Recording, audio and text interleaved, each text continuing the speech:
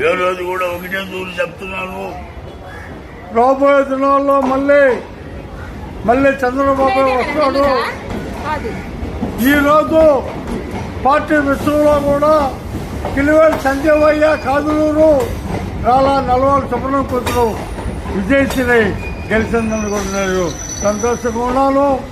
ముందు కొడుకు సత్యచంద్రుడు కూడా బాగుండాలని కూడా నేను మనం చేస్తున్నాను.